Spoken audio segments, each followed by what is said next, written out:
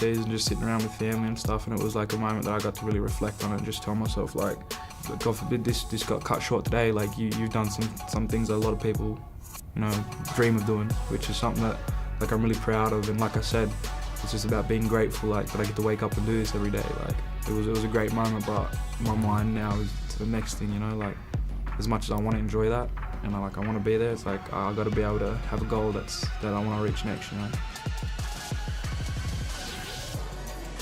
Will Hickey's performance late last year was the reason, one of the major reasons for the resurgence of this Illawarra Hawks team. Was it a flash in the pan, Derek Rucker, or are we going to see a whole lot more of that this year?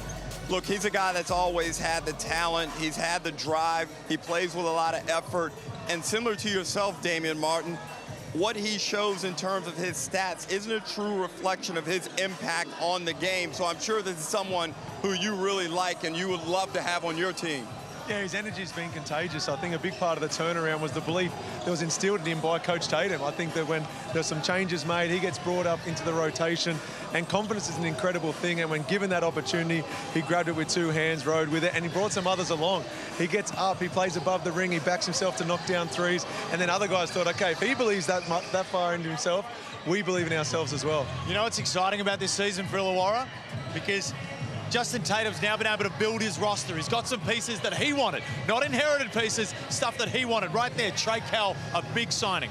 I've always liked Trey Kell III as a player. Southeast Melbourne, he was having a good season until he was struck down by injuries. He goes to Adelaide, and when Adelaide got cooking in the second half of the season, it was him and DJ Vasiljevic that spearheaded that charge. Now he's in a place that needs him, where he can have a significant impact right away. And Darius Days, whoa, he's nice, Damo.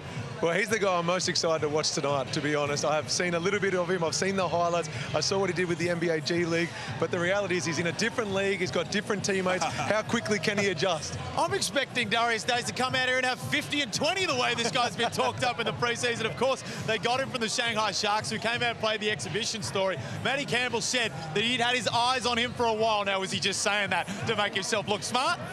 Or was he really doing that? So it's interesting, but Darius Days, a huge raps on him. Well, he's got a little bit of Gary Clark about him. He can step outside and knock down the three. He can face up off the post. He can play back to the basket. He's a strong body, and those types of guys who are slightly undersized usually have tremendous success in our league.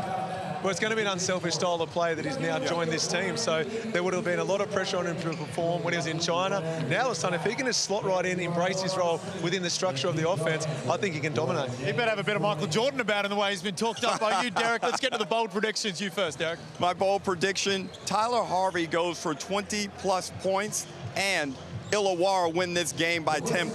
Bold? Bold? Bold. Come on.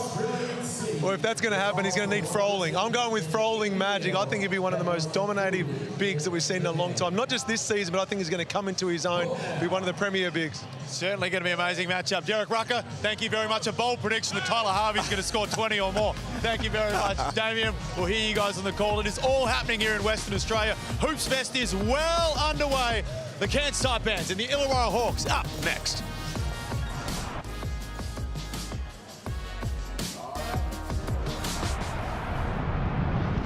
And this Illawarra Hawks team has been one of the most incredible stories in Australian sport. The turnaround under Justin Tatum has been simply phenomenal.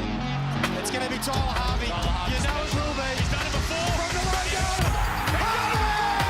Tyler Harvey's done it. Tyler Harvey, you star.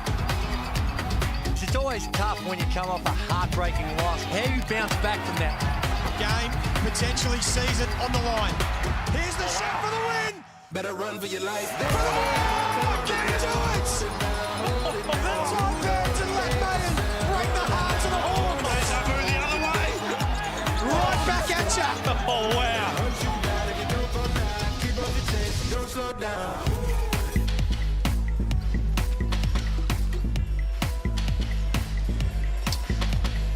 The Illawarra Hawks were one of the Cinderella stories of last season, from where they started to where they finished up. was simply remarkable. All the way to Game 3 of the semi-final series, they bounce into NBL25 with greater expectation and greater hopes about what this season might look like. Their opponents, the Cairns Taipans, regardless of where they sit on the table, regardless of the build-up, you can never take them lightly. Great to have your company for Saturday Night Hoops as part of Hoops Fest. We are at HBF Stadium, or as they called it back in the old days, Challenge Stadium for the Taipans and the Hawks. I'm Jack Heverin, Derek Rucker, 3-time All-NBL first teamer, and Damien Martin, 6-time NBL champion. The man has an award named after him, and he did a lot of good work inside this building. Good to see you. I haven't been here since 2012, the last time the Wildcats played in this facility, and I walked in, I was nostalgic, but I actually, in my head, it was much bigger, because I remember the crowd was so definitely one of the best atmospheres I'd ever played in front of. And then at the end of the game, the Wildcats would have to run all the way to the end of the stands, high-fiving, and in my head, I felt like it was 100 metres. Now I'm here, it's a little bit smaller. Maybe I was complaining for no real reason back in the day, but it's good to be back here and, like what you said, Challenge Stadium. Well, I've got to say, Ruck, if Damien Martin got $1 for every selfie or autograph that he's done in the last hour, he wouldn't need to work on this game. That's for sure. And nice little venue. It's obviously a big change from RAC, but we've got a nice, cozy atmosphere. I think from the first game, obviously the guys really enjoyed playing here, and I'm looking for a really good one. Again, we realize how tough this league is because New Zealand came out and shocked Brisbane. I don't think anybody predicted Brisbane to win that game. And right here, do not sleep on the Taipans. Adam Ford always does a great job in getting his team ready for a big moment. Well, they're going to have their hands full with Sam Froling, Damo, and we talk about the expectation for Illawarra. The thought for many is that this will be Sam Froling's year. Yeah, my big call before the game, as we just touched on, was Froling magic. I thought he was really impressive last season, but I think he's going to take his game to another level altogether. He can dominate, whether it's going into the post, whether it's the pick and roll, pick and pop. He can knock down the three. You can't just foul him and say, you know, you're not going to punish him at the free throw line. He's worked on all aspects of his game, but in the post, he's getting to the point now where it's got to be double team, otherwise he's going to punish you. Well, no offense, Damo, but left-handers are hard enough to guard as it is, but Sam's got that awkward length. He's a really tough matchup, and you have to respect him also on the offensive glass. And those highlights you just saw, they were all from the semi-final series last year against Melbourne, where he really grew even further in his young career so far. Tyler Harvey returns for the Illawarra Hawks. He's become a mainstay now of the Illawarra Hawks and Australia, and the man is a sharpshooter. He is, and we saw a significant improvement in his game in the second half of the season. He played a really good role in driving the offense because they had Justin Robinson, who was a bit down on form in the third import spot. So Harvey did a great job in adapting his game and doing what was required and showing more scope in his game and helping that team to some late season success. Yeah, I think he picks his moments better now. Just a bit more time with the guys, a bit more time in Australia, the NBL. That first year, he was the seeker, like, who is this guy? All of a sudden he came and shocked the whole league. Year two was probably a little bit down, but right now this is his team, and I'd love to see him be what Bryce has been for the Wildcats. He can do it for the Hawks. There's Adam Ford, the coach of the Cairns Taipans, on screen, and as you just saw, it's more about who's not available tonight for the Taipans than who is available, particularly Taron Armstrong. And the way they've built this roster, Damo, this season, it was around Taron Armstrong being their point guard, and he's not there. Yeah, I'm good friends with Adam Ford, the coach of the Taipans. He wanted to build a roster that was young, hungry, talented, skilled, and backup point guard is the hardest position to play as a youngster. Typically, you go out and get American import point guards. Instead, said, no, Taron's our guy. We're rolling in with him. We're about 45 seconds away from tip-off. Let's get over to Joe Healy. Yeah, thanks. Just on the Taipans, guys, they'll be wanting to put on a show for NBL next star Roman Cialepa as well. He's been here at Hoop Fest over the last few days, meeting with the team. They're hoping to land his signature. He left this morning, but he'll be watching from home. As I said, NBL next star, a 2-year prospect, and hopefully will be a good fit for the Taipans should he get that signature done. Great to have you with us tonight, Joe. Starting 5 for the Illawarra Hawks. You'd expect that after Justin Tatum's now had a season and a half, he's going to be pretty clear about what he's looking for. And can we just take a moment to talk about the Hawks jerseys that they are wearing tonight? They are fire. Hey, we thought the Wildcats were the only team that could bust out some red. Look at that Illawarra red. That might be the nicest one in the competition. Sorry, Damo. And that starting lineup is very balanced. They have offensive punch. They have defense. They have length. This is a really impressive starting 5 for Illawarra.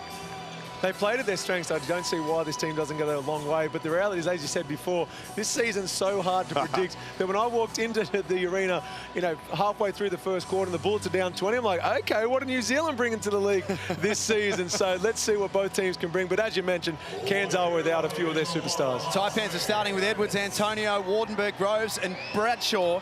It's the second time in Cairns history that they'll debut 3 new imports on the one night. The last time they did it was 2016. And it's the Hawks in possession first. And Trey Kell, formerly of South East Melbourne and most recently of Adelaide, running the point for Illawarra. Here's Wani Swakala-Bullock. Derek, first look at Illawarra in this starting 5. It's a big lineup. It certainly is, and people, as the Taipans hit the old glass and Wardenberg gets to line one up. And he's someone that needs to come out and shoot the ball well from the 3. He was down on his percentages last year, Damo. So that's a great start for him. Yeah, a confidence booster straight out of the blocks, and I dare say they're going to run a similar set next time they're down the floor with the Cairns ball in hand. Next Gen Award winner from 2 seasons ago, Sam Wardenberg, Harvey. But you're right, Jack. Harvey is the smallest player on the Illawarra starting 5, and he's about 6'4", 6'5". We've got real good size with the Hawks. Tanner Groves, one of their new imports. Successful in the mid-range. Second game of the night here at HBF Stadium. Earlier tonight, it was the New Zealand Breakers who survived a heart attack against the Brisbane Bullets. Pedro Bradshaw, 25 years old, out of Kentucky. Most recently played with Charlotte in the G League. Here he is putting the ball on the floor. Took it at Froling. It's good to see Bradshaw aggressive early. He was spotty up at the blitz.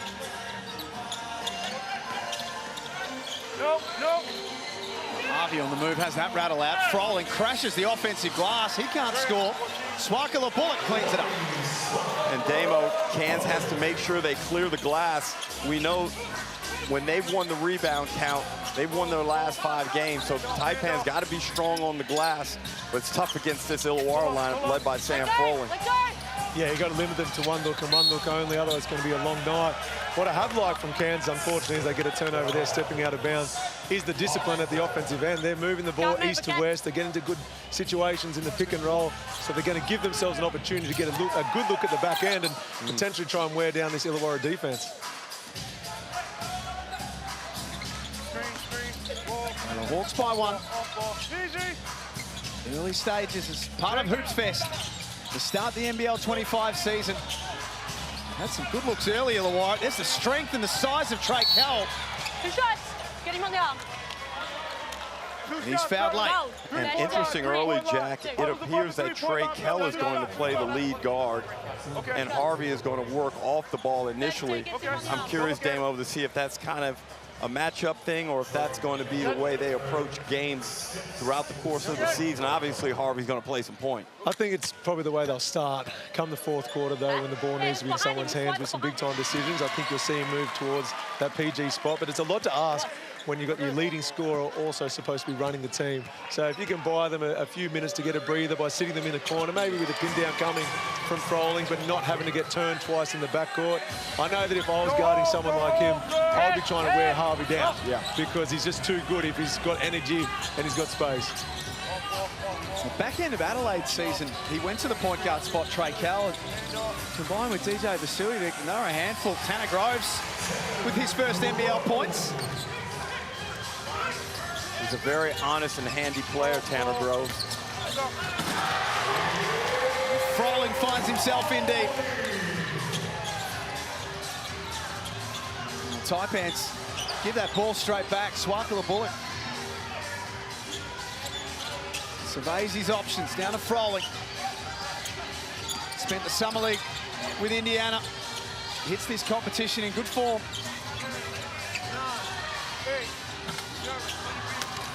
Pedro Bradshaw takes care of the rebound. Great defense by Wardenberg, just moving his feet, contesting the shot, everything you want to see in your defender. And the Taipans, historically, Damo, not one of your more proficient shooting teams, struggling early at 2 for 7 as Edwards gets a loose one there. This guy's going to be fun to watch. Edwards off to Groves.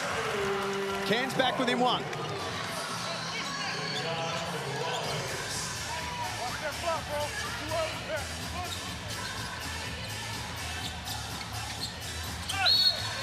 Groves takes the foul from Froling. Here's the Amy replay. Look there, simple pick and roll. Coach Ford be disappointed with the lack of rotation and communication at the point of the screen. And Froling, high usage early in this game, Damian. Obviously, that has been the intent. But like I've mentioned during the blitz up on the Gold Coast, Tyrell Harrison needs to shoot his free throws well. Same with Sam Froling. If you get the ball a lot as a big, you're going to get fouled a lot, and you need to knock down your free throws. Well, they say off seasons when individuals are made, pre-seasons when teams are. And it looks like, put it on him. I was going to say he's got 2 from 2. He's been working on it, but it did make the first one. The trick is to wait until after the free throw. Yeah. See what happens there. I'm trying to buy some time. Wardenberg drives. That's a nice finish from the New Zealander. He's a very talented player. Should have a footwork advantage out on the perimeter. He should drag Froling out as much as possible as Cal finishes nicely off the glass. He's a high-quality import. 5.5 minutes remaining in this first term. Athleticism from Pedro Bradshaw. Let's line up here. Let's go.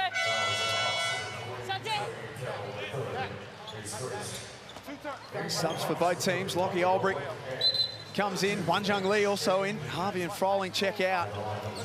And we talk about boom youngsters in Australia. We've obviously got the Next Stars program, and that is a world-leading program, but the season of Lachlan Olbrich could be very, very interesting to watch as to what happens next.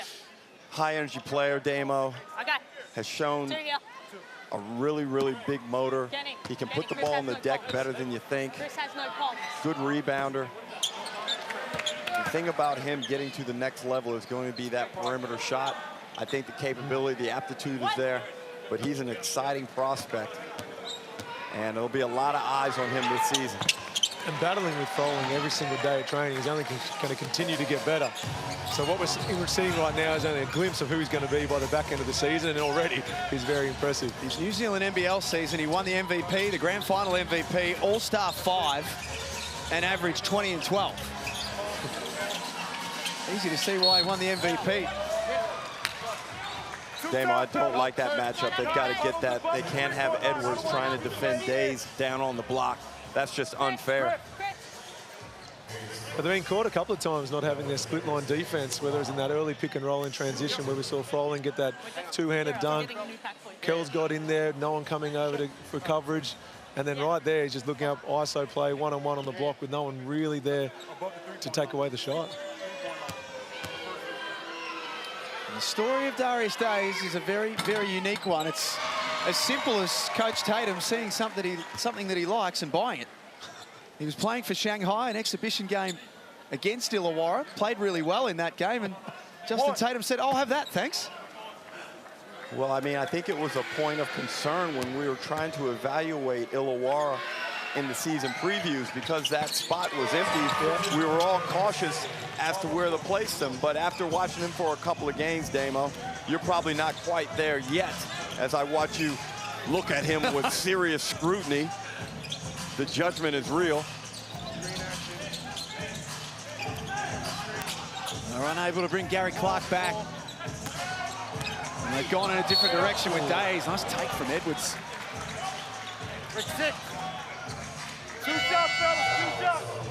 And Damo, you have a good look at Rob Edwards, athletic, seriously strong, and he finishes really well at the bucket. Had some solid games up in the blitz. but right now is when it matters. And they need at least 20 from him tonight to have a chance in this game. Yeah, and I watched him in the blitz, and he's capable of dropping 20+ a game, no doubt about that. But it's also finding that nice balance of being the scorer and then also the facilitator. Right there, he goes off the dribble, makes a beautiful move, almost makes it an M1. We'll see him knock down a couple of free throws here, but he's got to engage. He's got to make sure they're sticking within the system. When they've been moving the ball so far early in this game, they look really good, regardless of whether he's open foot or not. His first game of the NBL Blitz, Rob Edwards hit us with 24, and we thought, okay, this is going to be interesting to watch, but his minutes were carefully managed for the back end of the tournament. Wanjung Lee is fouled in the act of shooting three. Rob Edwards has been whistled. 3 shots. And that'll be his second, so an early problem for Adam Ford with his star import. Well, he's going to have a quick look at it to see if they will do a coach's challenge, because he does not want to see his player pick up his second, because he might have to bring him to the bench for the remainder, at least this quarter, maybe the whole half. Well, again, just an unwise decision to challenge that hard. Now you send a sharpshooter to the free throw line. And Damon, you know the next time Lee lines one up from 3, the confidence is going to be just that bit greater.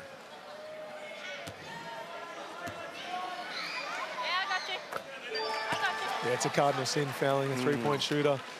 And why does it happen so much more now, do you think? And seemingly without repercussions. Carry the hand. They're not carrying the hands. You know, Nick Kay, former Perth Wildcat, formerly with the Hawks as well. Townsville before that. If you ever watch a game Nick Kay's involved in, he always carries the hand that is going to be able to contest the shooter.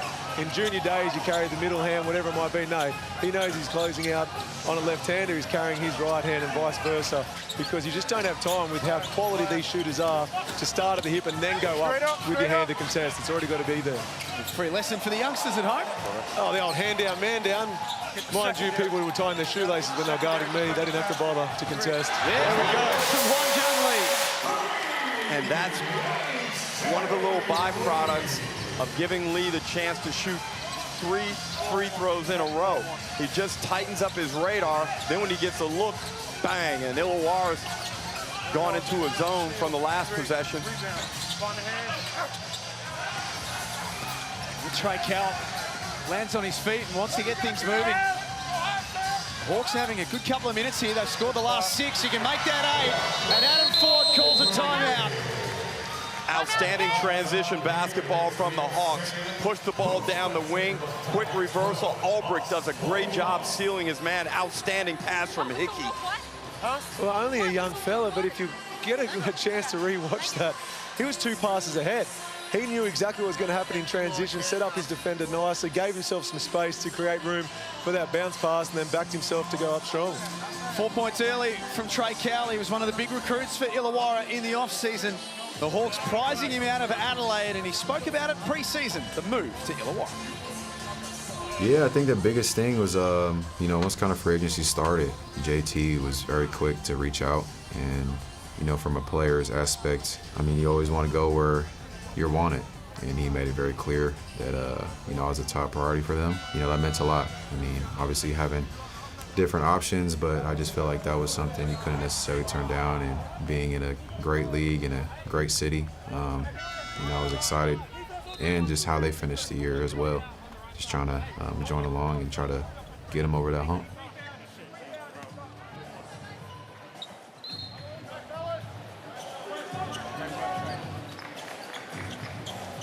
He's a very unique player, Trey Cal. We spoke about his size and his strength and what he can bring. He's also playing game number 50 tonight in the Hungry Jacks NBL.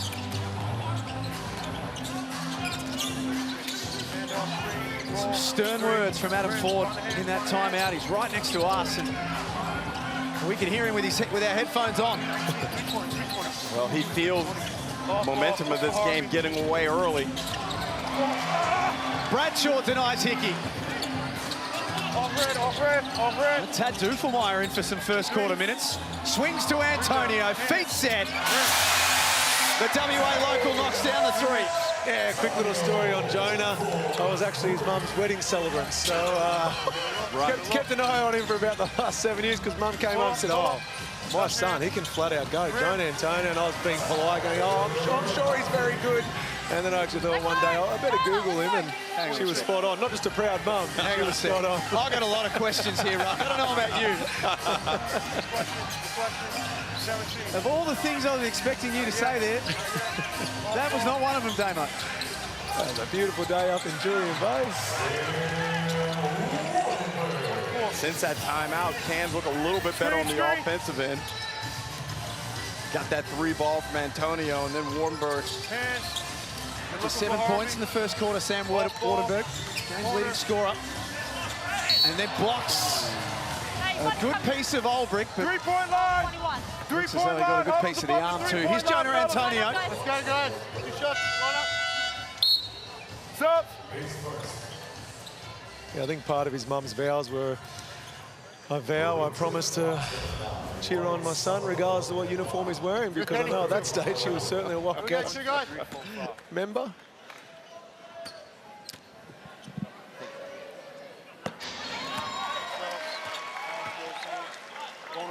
Okay. And Olbrich is one of those players you are aware when he gets in the game because of his energy levels and how active he is. Rim, off goal. Another thing, he's very charismatic. It's hard not to like him when you watch him play the game. We've got a lot of NBA scouts sitting right behind where we are tonight, Ruck, and as soon as Olbrich checked into the game, as he got a piece of Wardenberg's face there, as soon as he checked into the game, they all put their phones down. There are a lot of eyes on this kid. Huh? Now, with Tanner Groves coming back in the game, Damo, Illawarra really exploited him on the pick and roll. We'll see if they made any type of adjustments defensively to Taipans when they face that situation again. He's happy to put the ball on the floor, Groves. Rebound Froley. 24-17 at HBF Stadium. Froley down the lane. He's fouled. Don't even need to get in the pick and roll in that one, Derek. You called it. Well, they've obviously seen something with his footwork on the defensive end, and that's poor. He reaches early, Damo. There's no need to reach and make the play for Froling. No need to pressure so far out there. Well, the next part of it is you can see Froling's about to do a dribble handoff with Tyler instead, because he didn't give him a gap. Obviously guarding a bit too tight, so he backed himself to go off the dribble, but you've also got to be setting yourself up for if you're going to be a hard show, if you're going to be soft, you're going to be taking up the keyway if they do go into that dribble handoff. Jack Illawarra shot 13 free throws in this first quarter, made 11. That's a big number. Antonio successful that time. This last 90 seconds is an important one for Cairns, and that'll help their cause. Lucky there. Hold your spot. Hands. Look, Tad Duffelmeyer in possession was called up during the blitz, Derek. No Jackson McCoy tonight, who's out suspended. No Taron Armstrong with a calf injury. And Kyle Adnam is suited up, but probably won't play. So they had to bring in a point guard from outside. Roll. We've seen Duffelmeyer Jr. be able to make plays. He misses one right there, but a place he should feel very comfortable coming in and trying to have an impact. Spend some time with the Taipans. Harvey step back. Rebound by Kyron Galloway. Another exciting young prospect in this league. His first bucket as a Taipan is a good one. 33. That's a tough finish. Great job by the young fella backing himself in, creating contact to take away the potential of getting his shot blocked. Come on, stay here. Shots up on the hands, rim. 20 seconds. Shot clock switched off. Adam Ford barking instructions. He wants this last possession to be a meaningful one.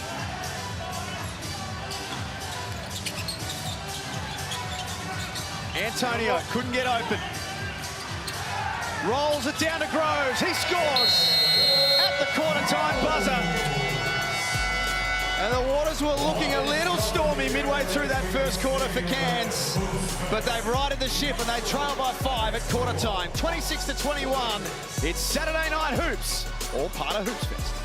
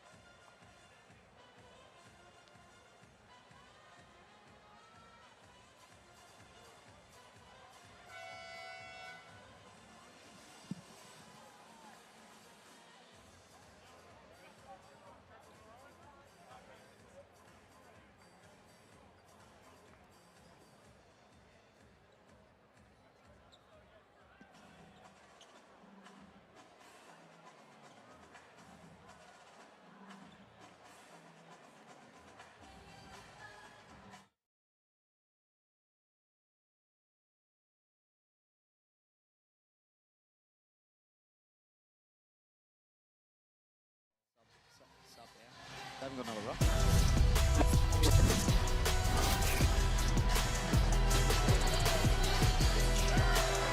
Saturday Night Basketball, all part of Hoops Fest. This is right in the middle of town. As it's happening right now, the live side has been a lot of fun all week. There's been so many things to do in and around Perth, and fans have absolutely flocked to what's going on. It's been superb. Damo, you're the native. This is like nothing that Perth's ever seen before.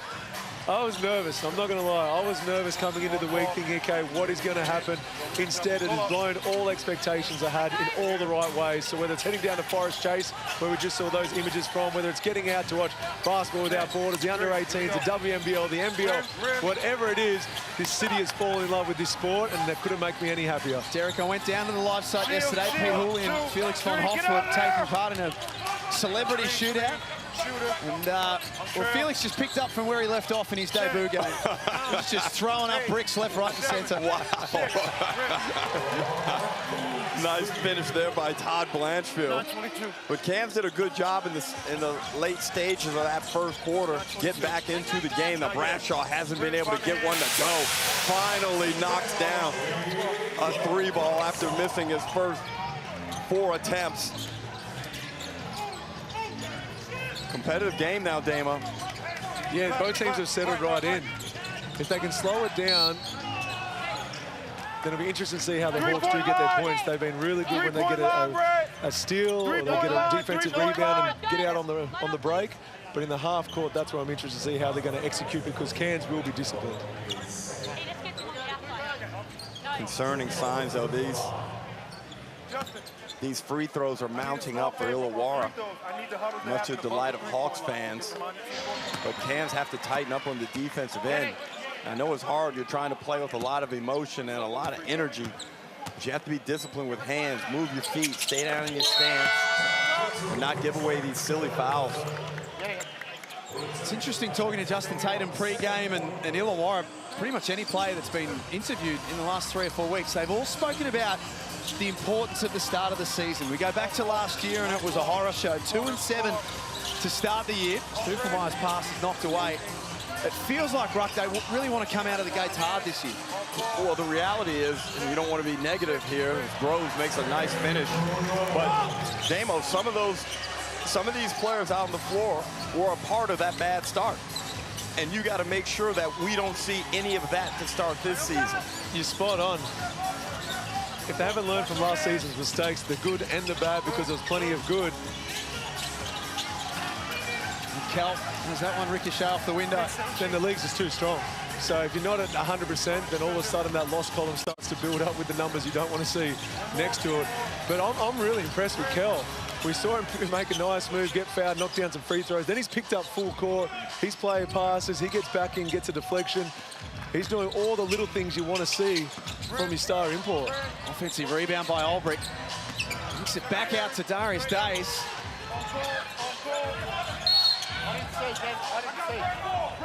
Referees might just have a little discussion about who touched that last. Let's get over to Joe Healy. Yeah, thanks. Just listening in to Adam Ford there at quarter time. Derek, you mentioned the foul shots. He's certainly conscious of it. He says, guys, we're in good shape. Apart from those foul shots and the second chance points, they're also very conscious of what Tyler Harvey is doing out there and the impact that he's having. Joe Healy courtside with us tonight.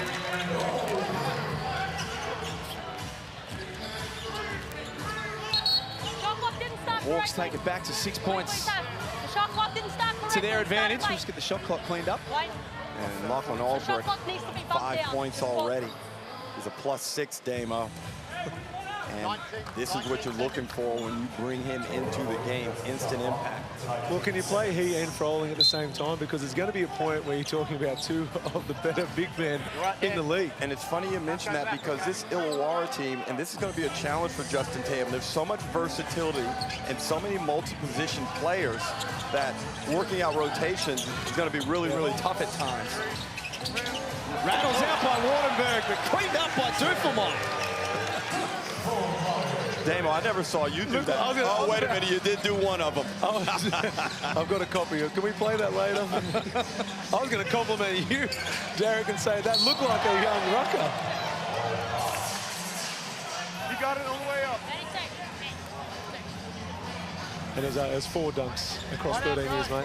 Look at the Amy replay of Wardenberg. No luck from the left wing, and Dufelmeyer Jr. keeping the play alive, not giving up. Got a good running start. Caught Dace absolutely sleeping. Todd Blanchfield on the line for Illawarra. Game number 404 tonight. You know what that feels like, Damo. Shoot around gets a little bit more boring. It all hurts. Is it the ankle today, the knee, the back? All the bus trips are a little bit longer. Edwards, that is nice. It's what he's capable of. And in the early stage of this season, Jack, he's going to have to produce a lot of points. They need import productivity to stay competitive. Tipped in by Albrecht. It's too easy at that end of the floor. Hoboards are killing Cairns Taipans right now. Last season, Illawarra were the #1 offensive rebounding team in the competition. They started that stat well also. There was a hack in there. He got hacked right across the forearm, Damo. Oh, wait. You don't want that to be called, though, because you got away with it all your career. I was wondering what you set me up for here. Are you trying to say that when there's a red uniform on the floor in Perth, there's no foul's going to get called? Obviously not. We're going the other way. Look at that. Wow. You're just asking for trouble, Ruck. It's round 1, mate. It's round 1. You left put Bryce at #2 in the top 15. Now you're picking on the Wildcats again. This might be a one and done for you at Hoops Fest. If it comes back to WA, they won't have you back. I can't believe off-air Rucker told me the Wildcats don't make the finals this year. They're a joke. Yeah, well, we had a good view of last night, Ruck, didn't we? We were able to enjoy it. That was a great night, Jack. Couldn't help but notice that Bryce threw a few glances in your direction. I'm such a fan of Bryson. He is a great player to watch. Just always delivers with growth. Misses again from deep. I just don't like that shot selection, Damo. Well, they've gone away from making Illawarra play, 15 to 22 seconds of the shot clock. Nice pass inside, Cal. Great find for Froling. And it's starting to leak again for the Taipans, and they call a timeout. That lineup is filled with really good basketball players. Yeah. Guys with good IQ, and it looks like they're happy to play with each other as well. And there's times where you can respect an opponent too much. And so all of a sudden, just that one step closer to them instead of being where you should be within your defensive scheme, because we're just seeing too much space in the keyway, regardless of whether they're setting the pick and the roll from the sideline, from the top, wherever it's coming from. We've got to see a weak side defender, but they're just hugging their player too much. We've had an absolute blast all weekend at Hoops Fest. It's proudly sponsored by the Western Australian State Government through Tourism Western Australia. You can check it all out on Facebook, Instagram and Twitter at Western Australia, and also hashtag WA the Dream State. Damo, you live here full time. We're getting to experience what you experience all day, every day. Oh, look at that. Swimming with the whales, now down in Margaret River region, enjoying a wine. You name it, we've got a Carragini. It's just a stunning state. I hope everyone gets out there and sees as much as I've been fortunate enough to. You can leave the everyday behind and step into a dream in Western Australia. Well, you can't, Derek, because you're not allowed back. But and I love it here, too. I've had the best time. And right now, you know who else having their best time is that Illawarra Hawks bench. They've got 17 points off the bench to Kansas 4, led by Ulbrich with 7, Hyungjung Lee with 6. Great contributions early. I know you were talking about the depth earlier with Illawarra, but they've got so many different combinations they can throw out there in any one game, don't they? You're spot on. Hickey, if he gets going, you can back him in. Froling when he gets going. So they've got multiple players throughout the course of the regular season are probably going to be game of the match players. But the reality is they're going to do it within the structure of their offense, and that's the beauty of what Tatum's brought to this group, is he's instilled confidence, and he also makes sure that every individual knows their role, they embrace it, and they do it to the best of their ability. Rob Edwards up to 8 points now, just starting to get his game going. His confidence is growing, Jack, and he's one of those guys, especially when your team is a bit of an underdog. You need someone on your team to think they're the best player on the floor. Harvey misses his trademark step back. And Edwards truly believes that. He believes that any time he's the best player. Wardenberg straight down the middle, hard foul. Froling made him earn it. Kansas responded well from the timeout. And Coach Adam Ford would have to be happy with that. Every time he's called the timeout, as we get Wardenberg coming right into your living room, boom. But you like to see a team that can come in, take instruction, apply, and be effective. 2 seasons ago, Sam Wardenberg won the NBL Next Generation Award. It was a bit of a case of second-year blues last year. His numbers were down, averaged 9.5 points a game, 5 rebounds, all of those numbers down on the previous year. Yeah, I'm expecting him to bounce back. He's a future star of this league, and he's going to put up big numbers this season. I've got no doubt about that as well. When we do see Armstrong come back into the rotation, what we're seeing from Harvey and Froling right now, I think we're going to see something similar from those two. Good point. Taipans back within 5. He did get out to 9 before that timeout.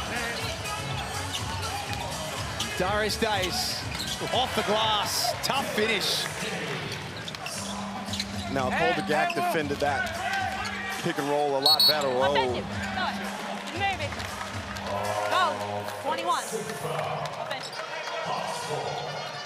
Sam Wardenberg picks up his second, so that's now Wardenberg, Edwards, Bradshaw, and Galloway all with 2 fouls.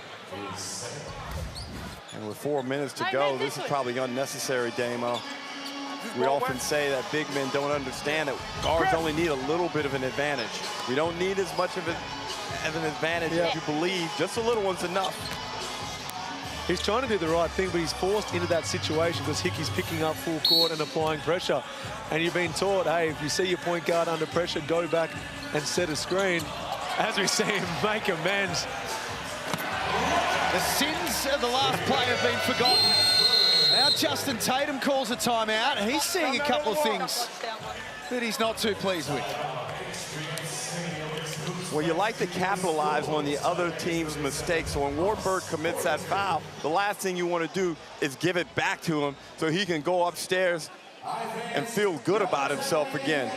He's a nice athlete too, Damo. Oh yeah, now you can do a bit of everything. It's probably the first time we've seen Cairns Taipans get up there and deny the reversal. All right, right now let's go into fist.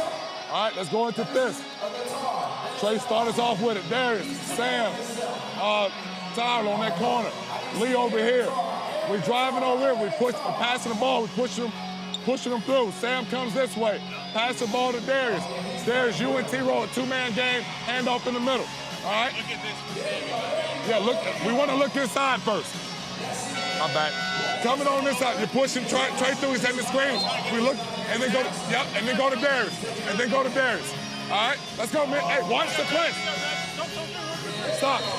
This time last season, Justin Tatum was sitting somewhere in the middle of that bench as an assistant under Jacob Jackomas.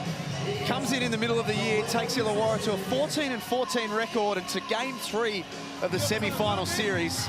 In the off-season, signs a new 3-year deal to coach the Hawks. Remarkable story. Incredibly deserving of it as well. And initially, when there's any change to the head coaching position, everybody wants to prove themselves again, regardless of whether it's a shift from assistant coach into the lead job or someone from the outside getting brought in. And we saw everybody lift with trying to prove themselves, trying to make a move, trying to get into that rotation. And the 3-year signing, I'm excited for what he's going to bring to this club over that period of time and hopefully longer. I think it's fair to say, Ruck, it's been a pretty good 12 months for the Tatum family as a rule. Yeah, what a run. Froling continues his good run of good basketball and a much-needed basket just to settle down the Hawks. They put that lead back out to 7. Back up top to Wardenberg. He's 10 points as the game's leading scorer. Edwards has 8 of his own. Inside, can't score with the left hand.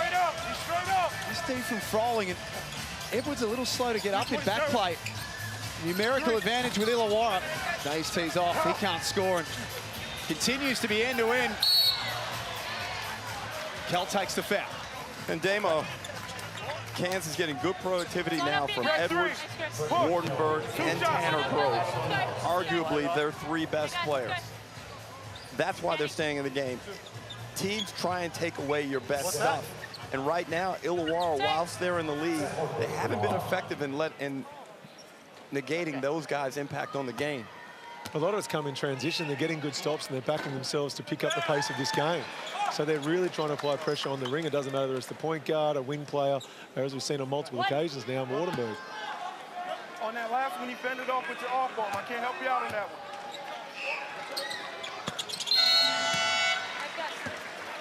I hear you, but you can't fend off with that off arm either. I had to defend the vertical and you pushed off. We see Wani Swaka-Labullock check in, and there's always a sense of pride when I see him get on the NBL floor. We were teammates. I was in my final season. I remember we had a players-only meeting in the pre-season. At the end of the meeting, I looked down at the table, and there's Wani. And I remember having a moment, thinking to myself, I'm 34, he's 17. What am I still doing in this game? I'm double the age of my teammate.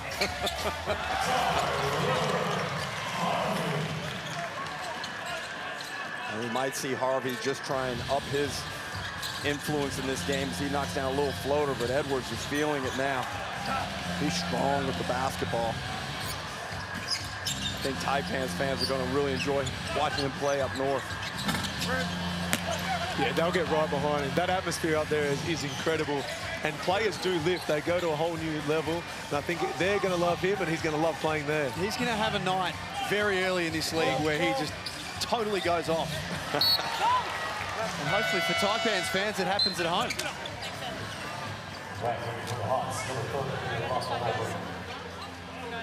Pedro Bradshaw tries to get to the rim.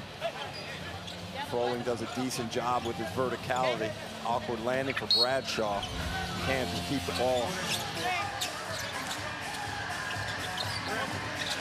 Mid-range, Sam Wardenberg has 13 first-half points. 5 of 6 from the field. 1 of 2 from deep. I had to double-check the shot clock. I thought maybe it's in the clock, but no, there's still 10 on there. This is a guy playing full of confidence. Froling rolls to the basket. Nice offense from the Hawks.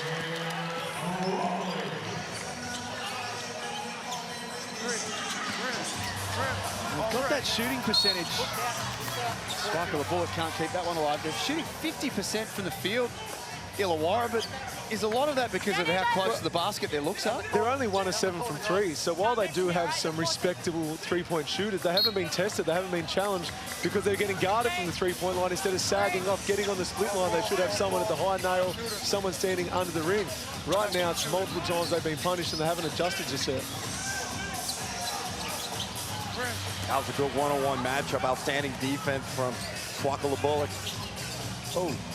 Harvey this way, that away, and then with the right hand.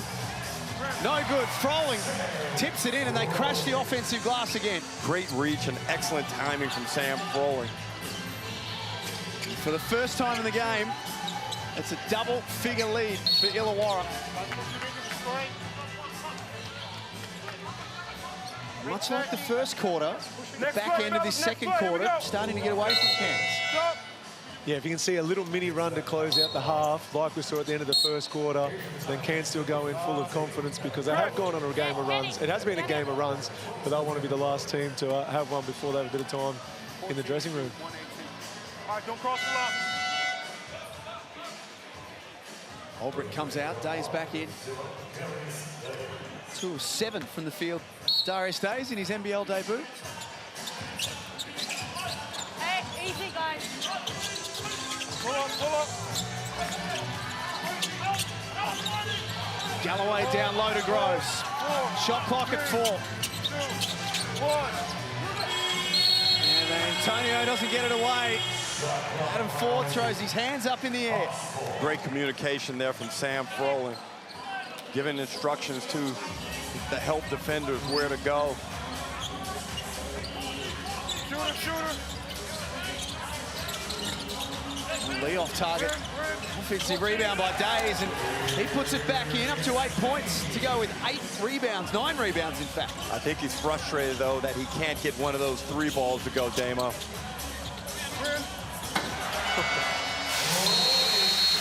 Groves comes flying in. Justin Tatum uses his last timeout. It's a 10-point game. Plenty of points on offer. And I think Justin Tatum's probably more willing to live with the score, not only because they're in the league, just the style of play. They probably want to get up and down a bit more, but Adam Ford knows they can't rely on outscoring teams to win basketball games. Yeah, I think they want to play in the 80s, maybe the low 90s. They don't want this to be a 100-point game that they've got to get to in order to get a win tonight. It'll all be about offensive rebounds and all about getting stops in that pick-and-roll situation. I think from Adam Ford when he takes his team back to the locker room. He's asking his group for effort. He's asking for a late push to halftime, and one more game to play out in Hoops Fest. It comes tomorrow when the Adelaide 36ers take on the Sydney Kings. But tonight, we're at HBF Stadium. It looks a little bit different. It might look a little familiar to a lot of NBL fans. And Ruck, I went back and had a look at the record today. Damian Martin, 36-12 in this venue is his win-loss record. Well, that's why he's one of the all-time greats. We got robbed on a few of those 12 just quietly. The refs really got You won 75% of your games. Stop crying. People would die for that type of winning percentage. But obviously, Perth, decades of success. They are the standard bearer in the NBL in terms of excellence, and they just do it year after year after year. It really is an amazing accomplishment for that franchise. Well, the first year I joined the Wildcats, we were playing here in this stadium. We had Kevin Lish as our import. He just finished at St. Louis, first time as a pro, and at the end of the pre-season, I remember Andrew Vlahov stood over him, and I won't repeat the words, but he basically told him, if you don't start scoring, you're going to be on a plane. We played Townsville in game 1 up in Townsville, and Trevor told the team, these guys aren't going to win anything. And then Kev Lish hits a half-court shot, we win.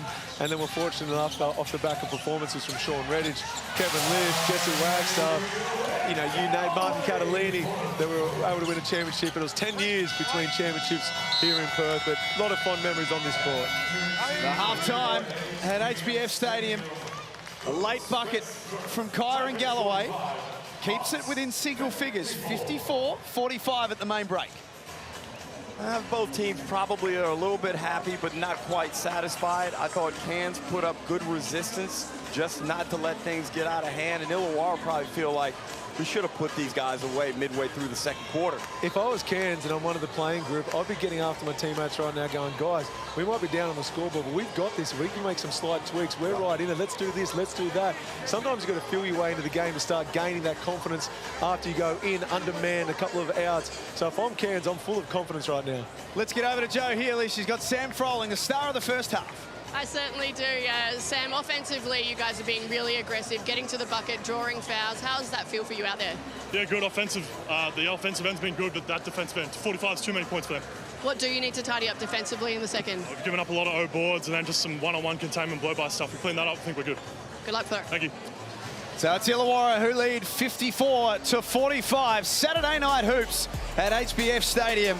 And the Hawks find themselves in a good spot at halftime. Plenty more to come. Stick with us. This is Hoops Fest as we open the NBL25 season.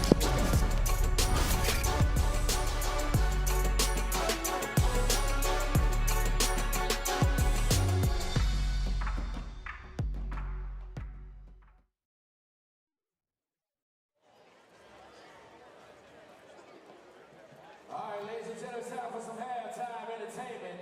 It looks like you got a whole game of tug of war. Now these guys look strong. They look fierce. They look focused. So what we do is the best out of three. Whatever team wins will get a $80 gift card for the NBL store. Are you guys ready? Y'all gonna start on my mark. Make it tight, make it straight. Here we go. In 3, 2, 1, go. Oh, they serious. Oh, they are the winners. Stop. You have won round 1. Let's make it even. Come on, guys. Y'all can't go out like that. The best out of 3. Here we go. In 3, 2, 1, go. Oh!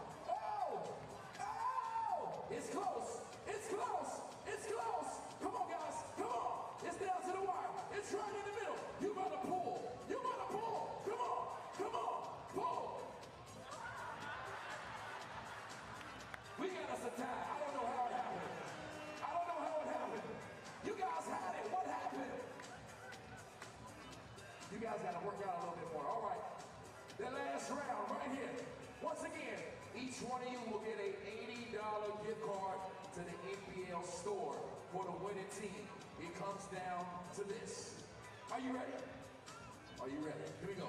3, 2, 1, go. Oh, pull. It's close. Come on. Put your back into it. Oh, it's on the edge. And these guys are the winner of that NBL merch. How you feel about your win? How you feel about that? He said, oh, great. Well, great job. You guys will be awarded $80 gift cards. Y'all make some noise for our contestants. Y'all got me tired out here like I was pulling the rope. All right, great job, guys. Great job. That second round was crazy how they came back.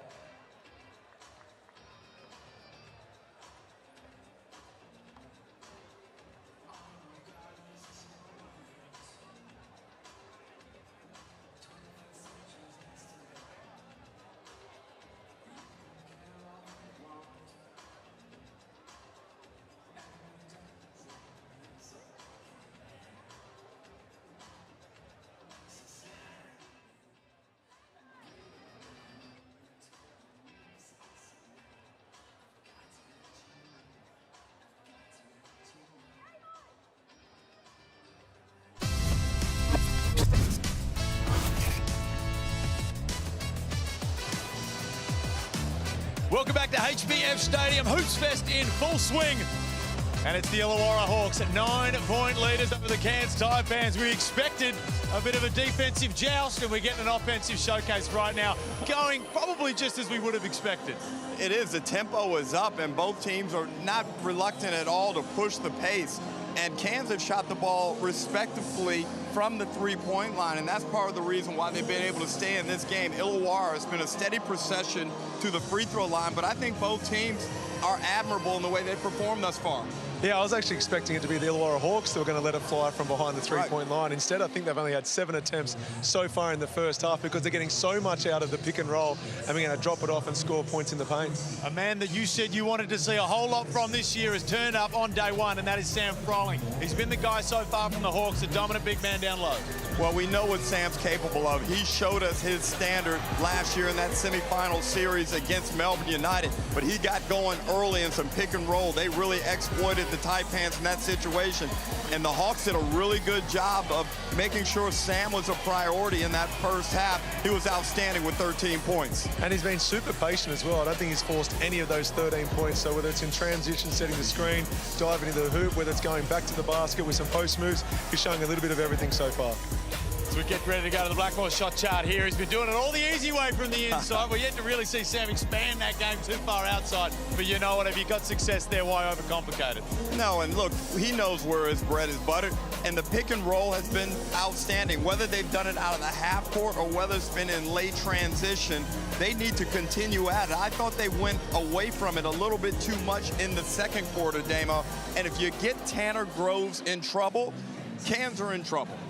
Yeah, you called it early. You think that if you can get him in some pick and roll situations, just not sliding his feet quick enough, he's probably not in the right pickup points, given the right distance, whether it's a hard show on Tyler Harvey or whether it's trying to get back to Froling. So you want to keep punishing a team until they make adjustments. So I think they're going to go back to the well on that one. You know what the most important thing is as a shooter in basketball? Hitting your first shot of the season, and Sam Wardenberg did just that, and he kept the flow going as well. He's been a bright light for the Taipans so far. Yeah, I think he's been the best player on the floor. He's been absolutely brilliant, whether it's in the half court, just moving the ball around. He's backing himself to go off the dribble, as we saw the pull-up earlier, getting himself to the ring in that clip, but then also getting out in the break. So whether it's a defensive stop, whether it's after a steal, he's getting on the ring and making the defense make decisions. And what could help his performance this season is the departure of Sam Anenga to the New Zealand Breakers. Now Wardenberg knows he's the guy in terms of your local bigs, and he must get it going. As we look at his Blackmore shot chart, 13 must be the number in the first half. Highly efficient, 5 of 6 from the field. Unlike Froling, Felix, he steps out. He can shoot the 3. Wardenberg looks great early on. Certainly can. We're live here in beautiful Western Australia for Hoops Fest. Second half coming up next.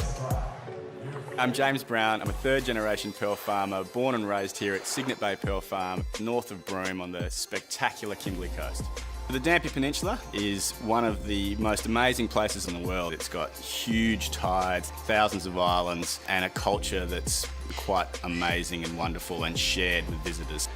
To show people just how incredible the Kimberley is, we take them out in a certain time on the outgoing tide, and you can see a live reef with water tumbling over it, and then suddenly it dawns on you that you're looking at a waterfall in the ocean. This area of Australia is known for its pearls, the largest and most valuable pearls in the world. For people to be able to come here and actually watch a pearl harvested straight from an oyster, it's one of those experiences where people leave with their minds blown. Going out to Shell Island in the afternoon, you can't do it anywhere else. You can't go out to an island that disappears at high tide and actually spend time, and that's when people get just how amazingly unique the Kimberley is.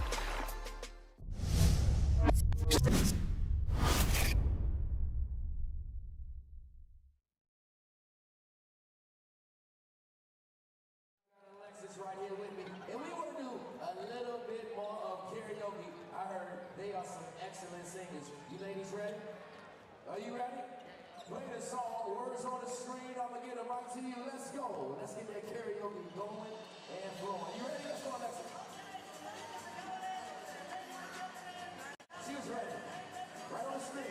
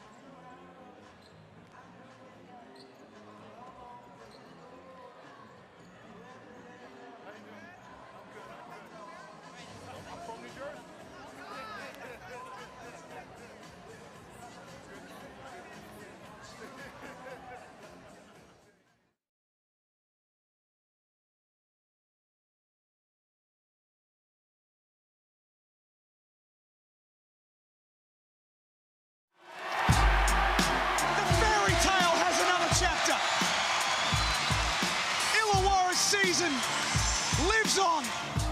That man has just got them firing. I had a moment to reflect. I got a chance to, see what I was able to do, watch some highlights of some games, watch some full games, and critique myself. I kind of pat myself on the back a little bit because I was in, the games that I was in, be able to win and come back, or how the success we had with the group was, kind of amazing, because sometimes you don't get a chance to see it while you're in it. The Tatum turnaround is complete. The Illawarra Hawks will be playing finals. I looked at myself a lot as what I need to learn and where I need to be, where I can be able to get this group off my inexperience being a professional head coach, but what I was capable of doing. Now I need to know how to strategize it better, or communicate it, or have something put, or not feel nervous or whatever to have to do something, try to hit a home run. 3 minutes is a lot of time. Just like they came back on us, we can come back on them.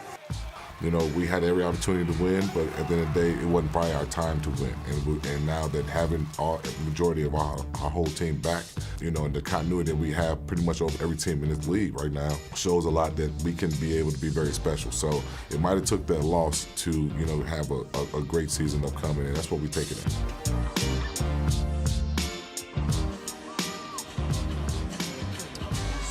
Justin Tatum, we talk about the success stories of NBL24. That man right there engineered one of the best success stories of last season. Now, as we mentioned earlier, the head coach for the next 3 seasons. And I'd imagine he'd be pretty happy with his team at halftime. First games are always tricky, especially in a strange environment. So for them to come out and put 54 on the board is an outstanding first half. Tanner Groves got away with a little shuffle. We spoke about Groves' defense during the halftime break, but the reality is they're trying to exploit him at that end, because he's punishing them when he's got ball in hand at the other. And when you say a strange environment, you're spot on. It's not like the crowd is really embracing Cairns or really embracing the Hawks. When you're on the road, you love the energy, even if the crowd despises you. Right. Here, when it is the ultimate neutral crowd, you've got to create that energy yourself. Rolling block by Wardenberg. Shot clock expires. The first 2 plays in the third quarter have been good for the Taipans. Wardenberg looked at him too. Give me that. Big defensive play. Cairns coming out a little bit more determined in this third quarter. Froling had a kick out, elected to go with it on his own, and Wardenberg has the ability to block shots, Damo.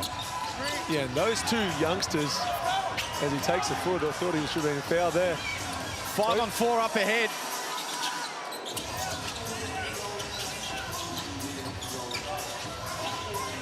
Swakala Bullock, he's deep. Tip back to Tyler Harvey, a little quiet, blocked by Groves that time. Groves said, what defense? Yeah. Nice block, great timing. Bit of egg on my face there.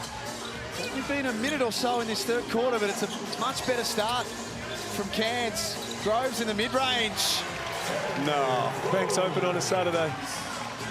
Going back to Froling now and Wardenberg, I'm not saying they despise each other in the likes of a Redditch and Worthington, but those 2 will be matching up against each other for a long, long time, and both highly regarded as 2 of the best in their position, like we saw from Worthington and Redditch for over a decade. Bradshaw lays it up. Timeout, Illawarra. Look at the energy from the Taipans to start this third quarter. And one thing about an Adam Ford team, they are always going to bring it. They never give up, Damo. You've seen that spirit right here. 40 barking at the referees.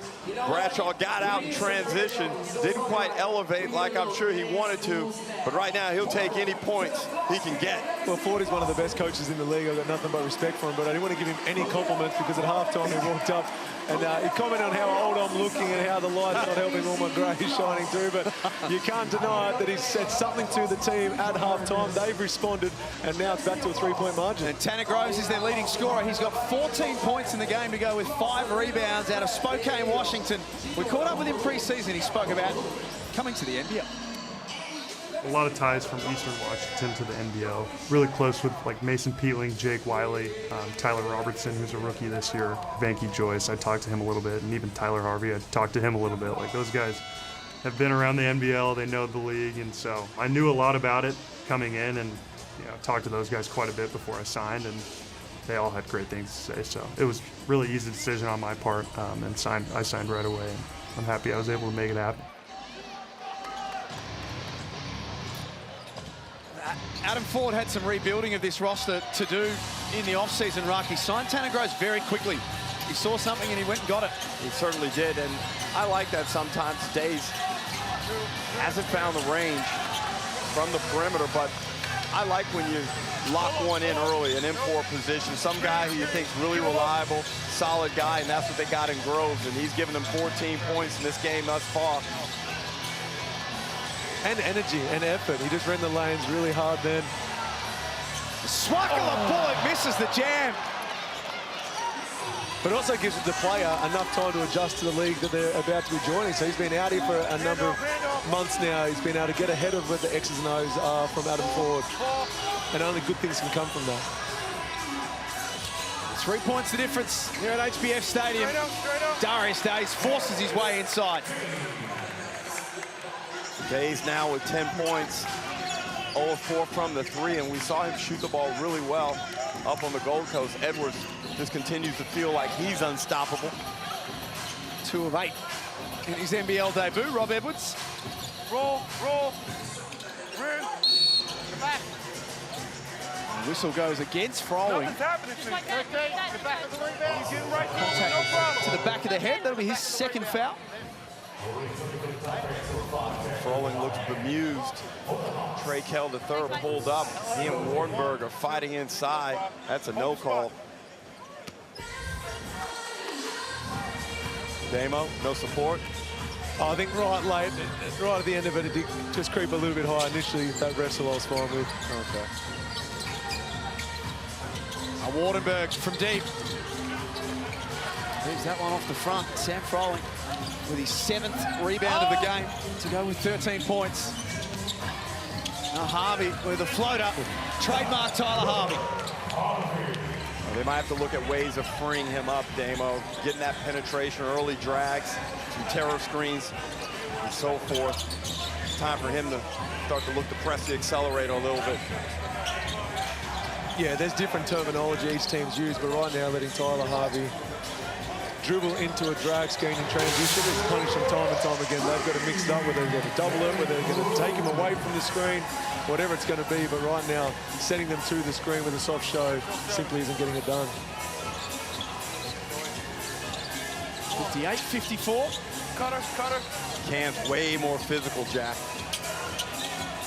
That's noticeable from courtside, isn't it? That time Froling couldn't finish off. The intent is just a lot better from the Taipans. Nice find for Antonio. Look at the passion Groves is playing with as well. Look at the Amy replay. Dufmeyer. Finally, Groves gets one to go. And Jack, you're right. He plays with a lot of fire. 17 points in this one. Coming off a season in Germany, playing in the Bundesliga. He's also played in Poland and China, Tanner Groves. And a good compliment to Sam Wardenberg. These guys combining for 30 points at the moment. I think Adam Ford wants his player to shoot the ball. What makes you think that? Got some real good instruction from Pedro Bradshaw. You tell me in those terms to shoot the 3, you better believe the next time I touch it, I'm shooting the 3. That was a threat. I love clear directions. That was clear. Oh, that was very clear. That was crystal clear. Right next to where we're sitting.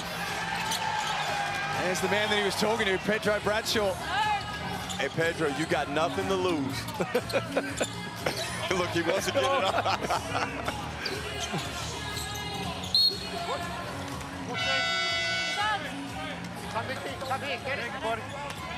And he rides the wave, Adam Ford. He came over and had a chat to us at halftime. He was in good spirits. I'm looking at it, and I'm not. You know, I like that, though. He's trying to instill confidence in a guy that he knows hasn't quite found his mark yet, whether it was on the blitz or here in this game, and Ford obviously believes in him. Yeah, you don't bring a player out unless you've seen something that you think you can even take to another level and it can really help your team. And sometimes it's that player finding their feet within the system, maybe being too unselfish at times, as we see him kick it out again instead of backing himself to try and make a play. Red, here we go. NBL debut tonight for Pedro Bradshaw. 6 points on 2 of 9, has 6 rebounds to go with it. And hold it. Leading scorer in the game, Tanner Groves with 17 in his NBL debut. Last one, no egg. Pull-up jumper from Darius Days. The more we see, the more we like. Well, he's a professional shooter. You look at that technique, Damo, you know it's going to hold up in any environment and under duress. Just a matter of finding his rhythm, but he's a baller. Roll. Yeah, he's going to find ways to score. It doesn't matter where he is on the floor. Bradshaw tried to force that. Groves wears one in the face. Nice, on Lee, don't ball. Red number 2, push, don't ball. Trying to assess Pedro Bradshaw's game. In some regards, he looks like a slasher, but it just looks like he doesn't have his lower body strength or his game legs yet. Hit it with the shoulder on the box out. Just took him out. Adam Ford calls a timeout. He has one at his disposal. Meanwhile, Justin Tatum contemplating the coach's challenge and decides against it. 60-56 in the Tangerine timeout. 4 minutes and 28 remaining in this one as Hoops Fest continues to roll on here in WA. Let's get over to Joe. Yeah, thanks. I've got Sydney Kings CEO Chris Pongrass with me. Chris, you guys have had to wait for all of Hoops Fest, but your game against the Adelaide 36ers is finally tomorrow. The season starts. How are you feeling? Really good. We've had a great pre-season, good run-in, a couple of good blitz games, and now we're finally off. I've watched a lot of basketball, so I'm ready for tomorrow. A couple of good blitz games, a couple of good signings for you as well. I mean, you guys are championship favourites. You're pretty stacked. Coming up against a former NBA Six-Man of the Year. Are we going to see some fireworks out there tomorrow? Yeah, he's an unbelievable player. I'm really happy with our group, and you know, just bringing back Xavier and a lot of the pieces we put together. They're going to be a tough team. We know they're going to come out and be physical, and you know how much he plays is kind of unknown. He's only been in the country for a week, so I think we've got to prep as if NBA Six-Man's coming into business tomorrow. And what about Hoops Fest? Obviously, the inaugural sort of festival over here in Perth. You guys have had the Young Flames here as well. How has it been from an organisational standpoint? Fantastic, just you know, what Dave and his team and Vince have been able to put on with this tournament, and you know, just a lot of basketball. A sneaker fest today, the fan zone, and everything they've done with the great boombox. So a lot of good basketball without borders, which I went and checked out the other day. Pretty good young talent coming through, and the Flames. You know, a shout out to our future Flames who came down. No contracted players, we had some DPs on that list, but they came down, they competed, and I'm really proud of them, and so just thrilled for a lot of basketball to be shown and complemented by a great game here tonight. Well, thanks so much for your time on a day off, and good luck tomorrow. Thank you very much. One of the best GMs in the NBL, Chris Pongrass. The Sydney Kings will close out Hoops Fest tomorrow against the Adelaide 36ers at RAC Arena. You can see a few of the Kings boys in attendance as well, and that's the beauty of Hoops Fest, is all the current players getting out and supporting who will be rivals on the floor. Jason Spurgeon's over there. Paul Quall, I'm super excited to see he in a Kings uniform. Tyler Robinson, they're all here live at the game enjoying the action. Lockie Albrecht continues his good work. You see Cal Bruton turn part-time photographer over there. He wouldn't be used to that. Yeah. Normally it's him in the selfies getting asked to be a part of the photo, not take the photo. I don't know how Cal would go with technology, to be honest. I think he still turned it around and still end up being a selfie. One of the legends of the game. Just a wonderful human being too. Yeah. Now the Hawks have steadied a little. Antonio starting tonight. He's been 1 of 5 from the field.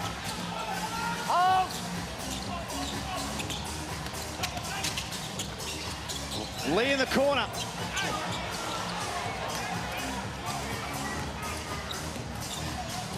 Look, 65-56. Galloway to try and make something happen for the Taipans. That's Albrecht who takes care of it again. That's his 6th rebound to go with his 12 points.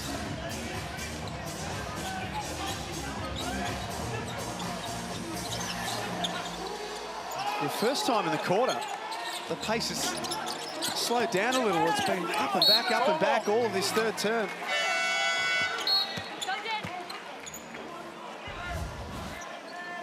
Right now, Justin Tatum trying to find a lineup that can return that punch. They've only scored 11 points in this quarter. We spoke about the tempo, how you think it would have been favouring the Hawks in the first half. This third quarter has probably been more the pace I was expecting coming into the game. More of a grind, hard-nosed defence. Scores are tough to come by. That time Bradshaw draws the whistle. Let's go, guys. Probably fortunate there. Wasn't much space. Froling goes straight up. It looked like it may have been on Lee. But again, Damo, I'm just trying to analyze his game and see where his strengths lie and where he can be successful in this league. I'm not sure it's the slashing. I'd like to see him knock down some jumpers. The flip side, and as much as I've praised Adam Ford, is if that is the case, what has he got his point guards running to try and bring out the best in the new player? And sometimes just settling in, feeling comfortable, the best way to do that is see the ball go through the hoop. Right. I guess that's the hard part about their injury issues at the moment, Cairns. Froling with two more as they don't have a point guard who's a regular player with respect to Tad Duffelmeyer, but he's been an injury replacement with no Taron Armstrong and no Jackson McCoy.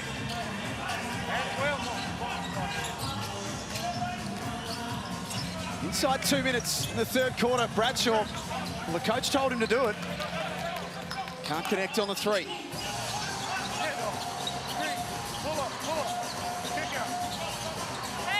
Hickey drags it back out, likes the look of it himself. Big rebound by Kel. Lee.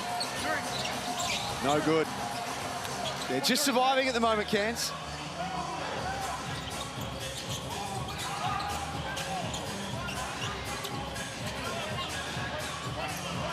Galloway, little handoff to Bradshaw. Forcing his way to the cup. Offensive foul. 32, offensive foul, hit to the face. Edwards will come in for Bradshaw. And those two gentlemen are 4 for 20 combined in their NBL debuts. Not quite what Adam Ford would have ordered. I'm behind you here, Will. Let's go. Still time, though. Only down 9, Damo, late in this third quarter. Edwards, Duffelmeyer, Antonio, Jack, and Galloway out there for Cairns. Kel, Hickey, Froling, Blanchfield, and Olbrich for the Hawks. Here is Todd Blanchfield.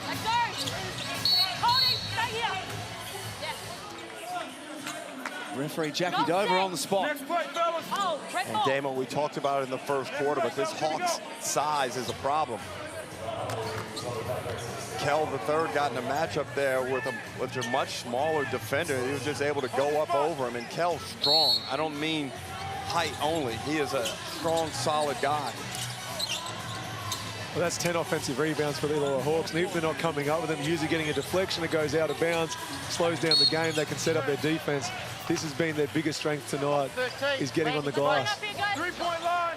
3-point line, fellas. We got 3 shots. Let's go back to a point you were talking about a couple of minutes ago, Ruck, for new imports when they come to the league. That was once you, albeit a long time ago, but that Hang on, we've got colour TV now, we've got the internet, there's a few things have changed, mate.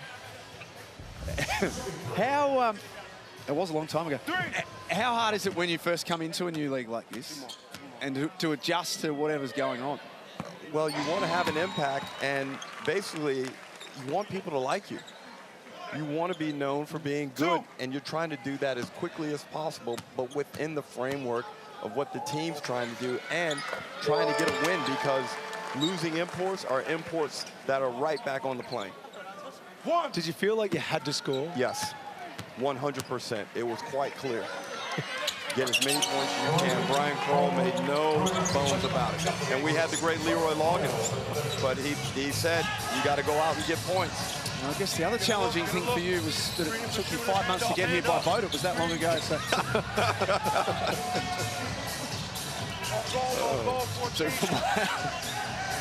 Back up to Edwards. Shot clock at 7. Calgary, big piece of the arm of Edwards that time. I don't mind the isolation basketball, but at least we saw it after movement that time. I think a couple of plays, Cairns Taipans, 1 or 2 passes, then it's ISO ball. This time at least they made the Hawks move at times.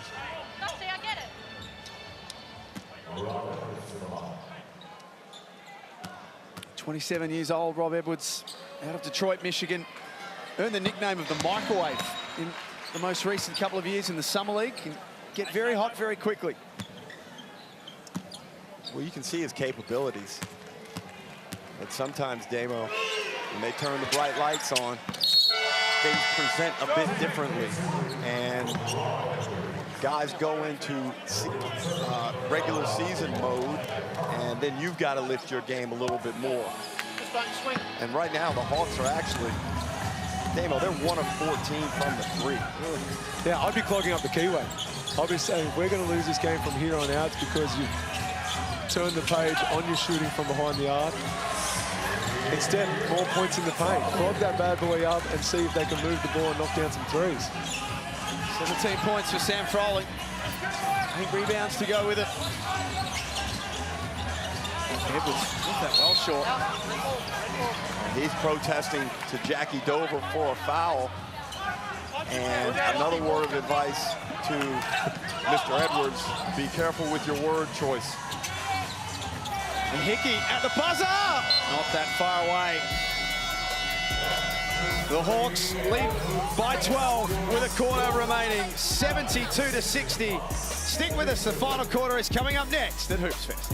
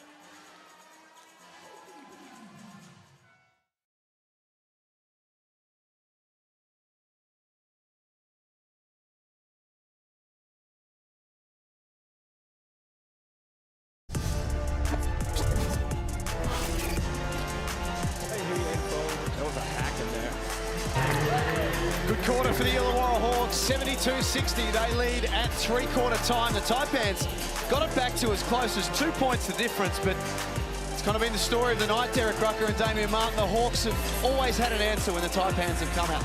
Well, Illawarra brought the defense there in the third quarter. They didn't really get it going offensively. They just did enough to turn it over, but they stifled Cairns on the defensive end, and now they've got a nice 12-point lead. Yeah, Wardenberg, he was incredible in that first 20 minutes, but he didn't score in the third quarter. And the majority of that's because Groves picked up the slack. He was simply brilliant for Cairns. But who's that other person that they can rely on to put some points on the board, because they're not consistently seeing it from anyone else right now outside of those two. They only scored 15 points in that third quarter. The Taipans. One more. They have to do this one the hard way. Antonio wide open for three. Corner. 1 of 8 for the night, the sharpshooter. Two in the corner screen. Quite got the radar on tonight. Roll, left hand. Harvey, smooth, never panicked, never rushed. He's got 12. And I like when Tyler Harvey plays like this. As you said, Jack, he's not rushing, he's playing smart basketball. He's picking and choosing his moments. This is why I think they're more dangerous this season than they were last. And you see a big three hit there by Edwards, because he doesn't have to be relied upon to drop 20 to 30 every single night for them to be competitive. With Trey Kell getting brought in, with the emergence of Froling continue to improve.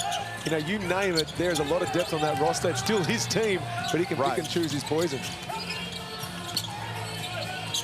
Froling having a very, very good night. There's 2 more, and just want to take you back to a little pre-season show that you and I did, Derek Rucker, with Damon Lowry, and he said, I want 17 and 8 every night from Sam Froling. Let's tick the box for round 1. Well, right now he's on 19 and 8, and he's a plus 10 in his moments on the court.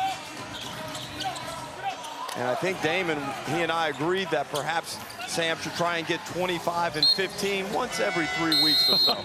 So he's in line. Sometimes I bring a bouquet of flowers home for my beautiful wife, Brittany. Other times she wants a full tree. Like, I mean, he's doing enough. He is doing enough. Hell of a game. 25 and 15. Settle down. How often does she get a full tree? Pin down. We got kookaburras, magpies, galahs. You live in a forest? No room for a trampoline, but get swooped the next couple of months. Groves has been serviceable. You look back at his game, you know, there's still a chance to get this one, but got 19 points and on 9 of 15 from the field. Outstanding. Roll. Red. I got it off your hand. You have me on the roll. Cairns insists this ball was not touched by them. Okay. Just a little bit of conjecture here about red ball went between his legs off his who hand. touched it last. Red ball. Ooh. Time out. Happening right in front of us as you're seeing the replay. Adam Ford has called for a coach's challenge straight away and had the arm out. Sam Waterberg grabbed the arm and said, put it down. But it's too late. Can you the replay? Did it go off his hands and between his legs? I got fingertips. I've never seen that before. Well, he's giving it away. I like that we're reviewing it, but the player involved basically told the coach, no, I didn't get a fingertip to it. So the coach's challenge is part of the Tangerine timeout, challenging the out of bounds. Did seem an interesting one to want to challenge. Yeah, well, I thought I saw, you know, the ball come off of what it looked like his left hand, Damo. And, oh well, you just got to use the timeout. It's a play that's been hurting them all game. Finally, they get the split line defense there, but unfortunately, he just couldn't catch it. I think right here, they should come out with some type of defense to really impact this possession. Illawarra will be expecting one thing. I'd look for a counter defense here to shock them. Kenny. I'm trying. I can't make nothing up. What are you doing, Chris? 76-65, 7 3/4 minutes remaining.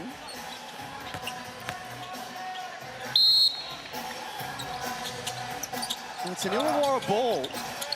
I'm just trying to work out whether they might have been able to cancel that coach's challenge. Just getting some clarification from the scorer's bench. No need to clarify that. Unhooking the post. And they finally knocked down their second 3 of the game. Rockler Bullock with a big shot. This provides a little bit more separation on that margin. He's staying in front of Edwards. Shot clock down to 5. It'll have to be Dufelmeyer. And that is nothing but pure Western Australian air. Damon, looking at this Illawarra Hawks defense and the personnel they have right throughout the roster, does this look like a top 4 defensive team potentially, knowing the importance of finishing in the top 4 as Days goes up and finishes way easy? Well, I think they can play physically enough, because when you get to finals, you tend to get away with a little bit more. You can play with a bit more physicality, and they've certainly got that just with the bodies each of these athletes have and their willingness to use it. Another big pull up there by Edwards, and they need that one. But I still want to know who the leader is at the defensive end. You know, Waniswaka the Bullock, he's a great defender one-on-one. We're seeing Trey Kerr willing to pick up full court, but who's going to be that vocal leader? Because you still need that, and that can cover for everyone else. Andrew Bogle was the best I ever played alongside. You always knew where you had help under the ring. You always knew where the screen was coming from. Alex Marriage, you know, Nick Kay, whoever it might be. Who's that going to be for the Hawks? Is Sam Froling going to be, you know, the loudest talker on the court? It just gives everyone else so much more encouragement to talk themselves and to pick up. Here's the Amy replay, Ruck.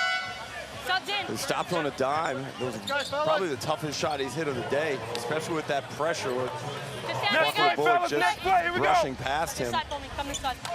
And if I'm Ford, Coach Adam Ford, I want Edwards to continue to be aggressive, because this is only game 1. Yeah. But find your rhythm, continue to build your confidence, learn about the league, feel the game. Red 3. Because he's got to be their guy until Taron Armstrong comes back. Here we go. Go. 83-68. Hang on, Kenny. Kenny. Subs in.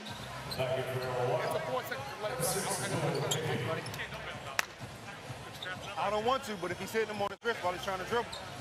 All right, don't cross the line. Still to come tomorrow. New Zealand, after winning tonight, 91-87 over Brisbane, Sydney and Adelaide. Back at RAC Arena will be the final game of Hoops Fest. No. Darius Days getting his hands dirty. That's 16 points to go with his 11 rebounds. And Damo, I like how he's been able to manufacture productivity in a manner and probably which he isn't happy as doing. He's been able to get grimy buckets. He's 7 of 14 from the field, so he's been able to be efficient while still not knocking that 3 ball down. But if he gets that going, this guy's a real problem, and he's big in the upper body and strong. You see in the bottom of the screen there, Sam Wardenberg grabbing quite high up on the right leg. Well, it looks for Joe will be all over that. Bonus. 2-1. He's headed down the tunnel.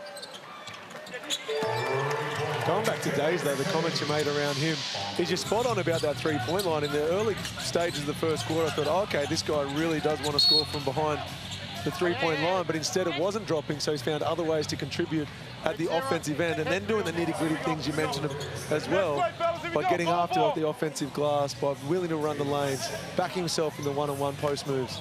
Well, look at his numbers. He has 17 points and 12 rebounds and 2 steals.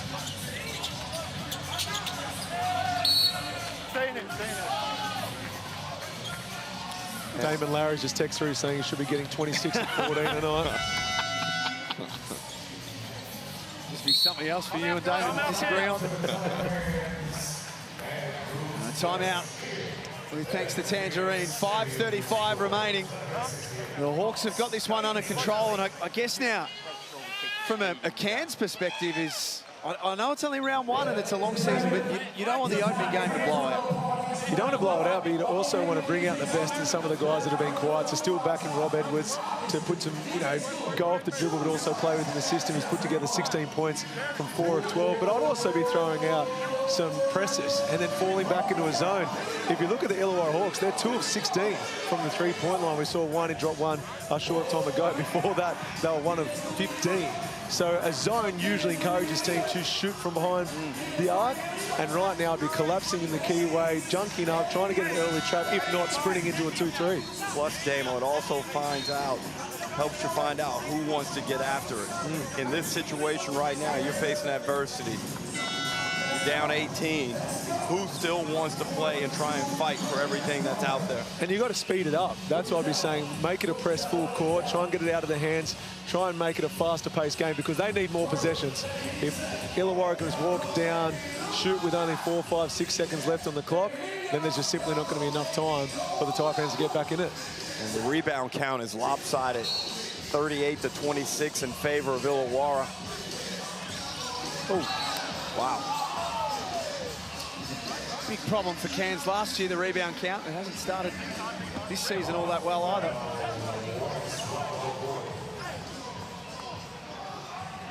Damo, you want to have a look at this one? I think Justin Tatum's got the staff, considering.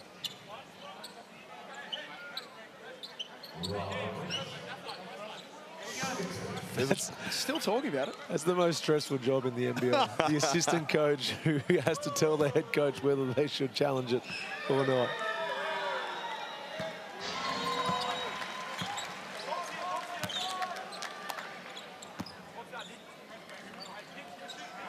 Rob Edwards, 17 points for the night. 4 of 12 from the field. This man is going to have a big, big impact in NBL25 once he finds his feet.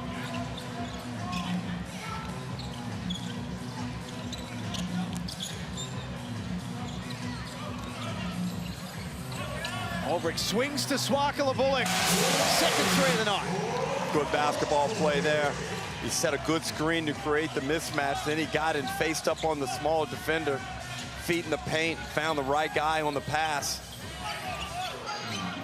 Uh-oh. Damo. Damo, we got something about to pop off here. You see it.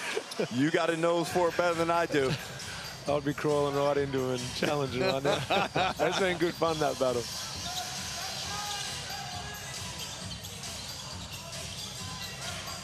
Hawks reset. Shot clock at 9. Unselfish Lockie Albrecht. He's one. That time short. Justin Tatum would be loving that type of basketball on the offensive end, Damo. That's a wild one from Rob Edwards. A little under 4.5 minutes left.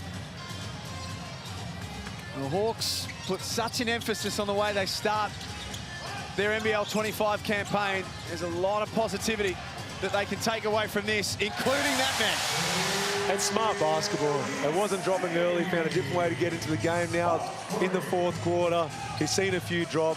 He doesn't, for a second, question his ability from the three-point line and lets one fly in bottom of the net. Well, Damo, you see the stroke is there. Yeah. It's a pure release.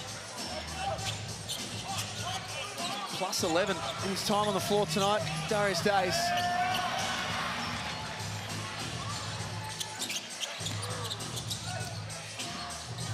Albrecht can't finish it off.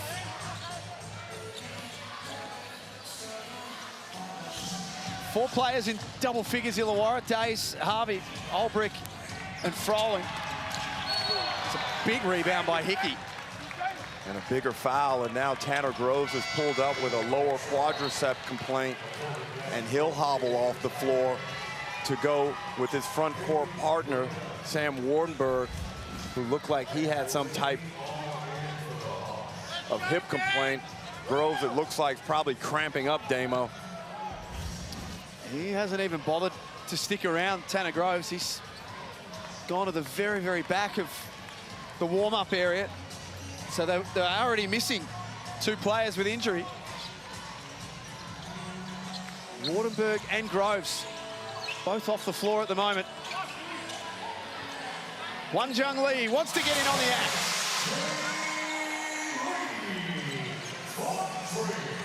It's a 26-point margin.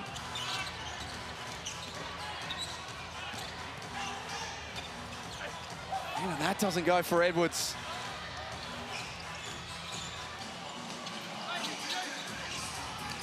Things are going from bad to worse for the Taipans.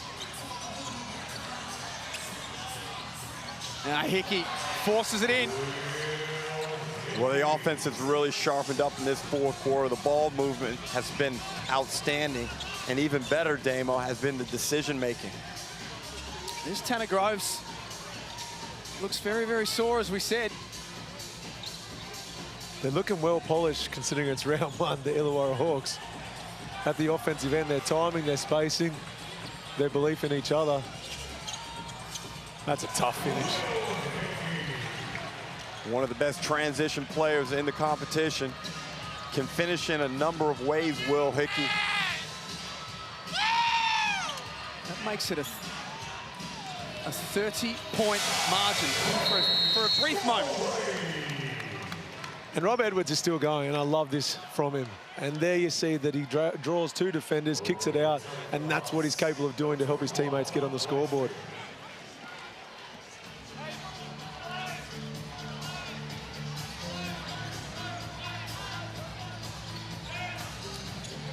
As you can see, bottom part of your screen, Sydney and Adelaide tomorrow. The last game of round one here in the Hungry Jacks NBL.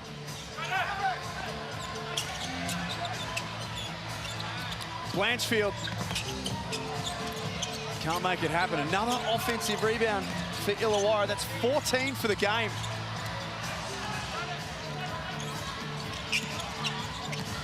Bradshaw blocked. The support came from Hwan Jung Lee. And it's a collective demo on both ends of the floor. Yep. Well, you asked me the question, could they be a top 4 defensive team? The answer is a resounding yes. And look, we understand that Cairns is undermanned, but if anyone can predict defense to success, it's you, Damo. And they look really cohesive. Doppelmayr Jr. gets one to drop off the glass. The Cairns now have to regroup, Jack. They've got Adelaide at home next Saturday night for their home opener. They got to get their bodies right. And then in round 3, so that'll be a big game for them as their season opener. And then round 3, they've got Tasmania and Melbourne. I mean, there's no such thing as an easy game in this league, but that's got the potential to be a really tough start to the season if things go wrong. Damo, aren't you glad you're over here with us? You don't have to worry about that stress anymore of playing. Oh, it's so much easier. Headphones on, microphones on instead of shoes on, and the stress of where am I playing, who against, who's the opponent, what's their strengths and weaknesses. By the way, my Achilles tendonitis is playing up. Yeah, this is much nicer here.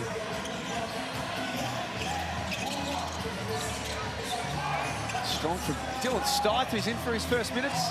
Thought he would have gotten some minutes earlier as Bradshaw lets one go. I thought Stipe was really good up at the blitz. And it's a ton for Illawarra. They raise it in style. Credit to Illawarra. They've been challenged multiple times throughout the course of this game, but in the fourth quarter, they've been open the floodgates and really punish Cairns, but Cairns have fought the whole way, but Illawarra simply have been too good tonight. They've got an appetite to score more. Greeter wants a piece of it. The Hawks are going to open their NBL25 campaign with an impressive performance. 102-75. Far too good for the Cairns Taipans. Justin Tatum would be elated with that performance. You never know how a team is going to come out in these opening games in strange environs, Damo. But the Hawks answered the challenge and a resounding 27-point victory, strong on both ends of the floor. And last season, they were the Cinderella team. Everybody wanted them to do well. They went through a lot of adversity, and then all of a sudden they turned the corner, start stringing together some wins, make it to the finals. It was a brilliant story for the Illawarra Hawks last season. But this year they come into the season and there's expectations. They're going to feel the pressure.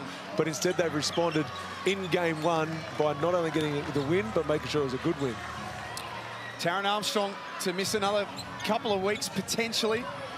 Jackson McCoy also out suspended. And then the concerns, as we spoke about, with potentially Tanner Groves and Sam Wardenberg for Cairns with some injuries that they'll need to monitor as well. So worries for them first up, no worries for the Hawks. Yeah, I think the Hawks were impressive across the board. Trying to choose who's their best player is going to be a tough one tonight. I thought Darius Days was fantastic at different times. Tyler Harvey stepped up at the start of the game in particular. Look, there was a very impressive team performance by the Hawks. And at the other end, you mentioned those two bigs. They need both of them to be fit and healthy because that injury list is already starting to build not in the right direction. 102-75, the final score. Saturday Night Hoops at HBF Stadium. Let's get over to Jo Healy. She's got our Foot Locker player of the game. I certainly do. Darius Days. Darius, 20 points on debut in the NBL. That must feel pretty good. It was kind of nasty at first, but we kind of got it together. My teammates put me in the right position to score the ball, got on the offensive glass, and, you know, that's why we came out with the win. You've not been with the team for very long, but how have you sort of adjusted to the group and what Justin Tatum's got you guys doing? You know, day by day, everybody's talking to me about the plays, talking to me about the league, talking to me about everything, and just taking it day by day. And what about life in Australia? How are you finding it? Oh, I love it. The food's good, the people's good, the community's good in Illawarra. We bring home a dub for the first time in a couple years for our first game, and we're super excited. Go and enjoy this win with the team. Thank you, thank you. He's got great energy and he's got great skill. Darius Days, the 24-year-old, finishes up as our Foot Locker player of the game on debut with 20 points to go with his 12 rebounds. And Damo, we talked about him in the pregame, but he got it going from the mid-range early. And this guy's a professional scorer. Very similar to Gary Clark, but he just looks a little bit stronger, and I think he might shoot the three ball just a little bit better. And then the other Hawks came to the party. Froling was good early. And one of the things about Justin Tatum, he can coach team. Yep. And you see that's what he's done. X's and O's, a lot of coaches can do that, but can you get a team rallying around a single cause and a single purpose? It's the old cliche of giving up a good shot for a great one, and they were willing to make the extra pass if it was going to help your teammate have a better look for the 2 points, for the three, whatever it may have been. And we saw that from the start of the game right through to the finish with different players stepping up, and that's a sign of a quality team. They're not going to be reliant on just one player. They're just going to rely on the system to get it done, which it certainly will. They're happy Hawks to start NBL 25. 27-point winners over the Cairns Taipans. We are back to wrap it up on the other side of this.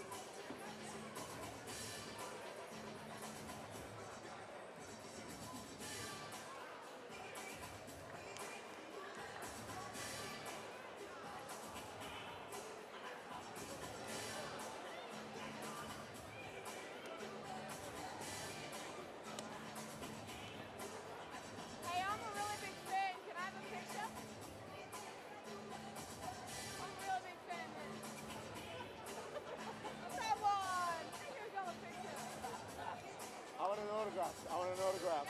I need an autograph. Can you sign me? Yeah, she want to be part of Jill Gonzalez. It was amazing. I see that a little bit. I seen that sit down. Oh, you saw that? I seen like a little clip. I didn't see that. Yeah, because my man's from LA is out here. He's playing, he's doing the whole thing with, what's that?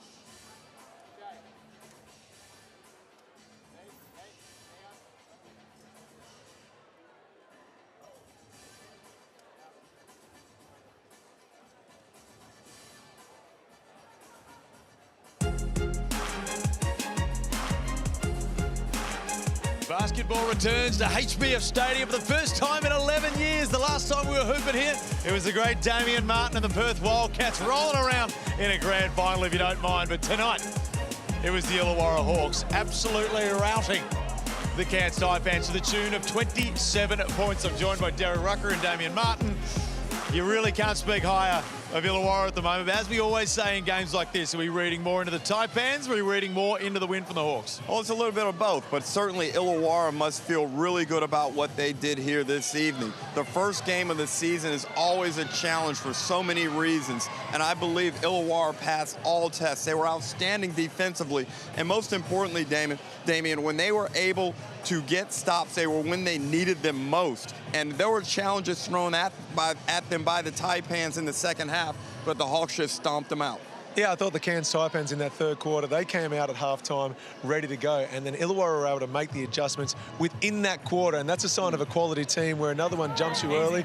You can have a timeout, you can readdress some of the issues, go out there and implement it straight away. And they were to do that at both ends of the court because they flat out didn't shoot the ball well from behind the three-point line. In the modern era, it's all about how many threes you can make. They weren't even attempting them. They said, no, why would we go away from the bread and butter? That's the pick and roll game, points in the paint, and in the end, 60 points in the paint, 53 rebounds to 37. Yep. That was the difference in the game. 60 points in the paint. We need to check the record books because that's outstanding in the modern game. You know, we saw Perth bomb away from the three last night en route to their victory, but 60 in the paint is a tremendous number. I believe you in the preseason with your glass ball said that it was going to be, you were sick of 17 and 8 from Sam Froling, and you want a little bit more. How does 19 and 12 taste? Hey, that was outstanding. He and Darius Days were really good in setting the tempo and how the Hawks wanted to play in that first quarter, and Tyler Harvey got him going. He was very unselfish, but when Froling gets easy buckets like this early in the game, it builds your confidence. It forces so much pressure on the defensive team, and look, Cairns looked a little bit weak defensively in the first half anyway, but when these guys started finishing, it really mounted the pressure. And in the end, Damian, they just couldn't go with them. And I keep calling you Damon because that kid, Damon Lowry, is in my head still. I mean, look at his numbers right now, 19 points, 8 rebounds, so efficient, 8 of 13 from the field because he doesn't need to force anything.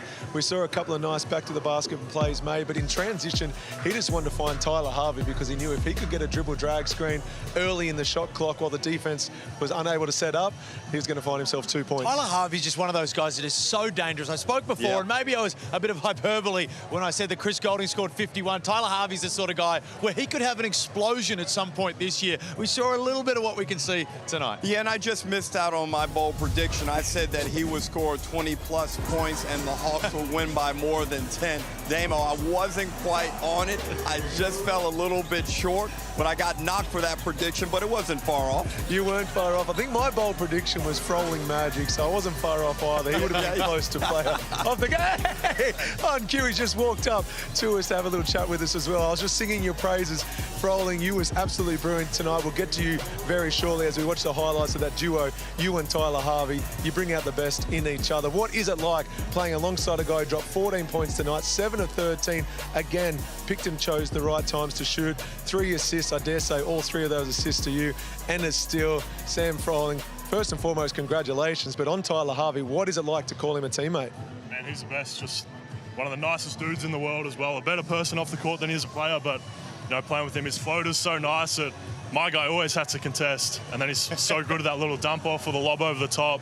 And you know, we've been doing this for 5 years together now, so we've built that connection over time, and I've benefited a lot. I want to touch on that because continuity is so important. In a league where imports come and go, how special is it to get a guy that stays put? You know a lot about it at the Wildcats. You can keep guys around. How important is it to keep developing that connection? Yeah, massive. I mean, to have a guy of that caliber stick around, and he loves Wollongong, gives his heart and soul into that city and the games. It's super important, and to build around him and me and then everyone else, you know, when we get guys in, they can see and just filter off us, and they get so many good shots off it. And Sam, you were outstanding, obviously. You had your 19 points on the offensive end, but one of the things we noticed was your defensive communication.